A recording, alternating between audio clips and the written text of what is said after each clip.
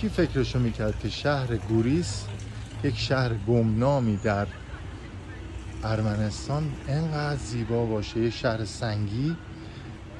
بخوام مقایسه بکنم، مثل کندوان خودمون توی اون ارتفاعات یه سری خونه های صخره‌ای داره و بافت شهر به صورت سنگیه، همونطور که اون تو خونه روبرو، ساختمون روبرو میبینید.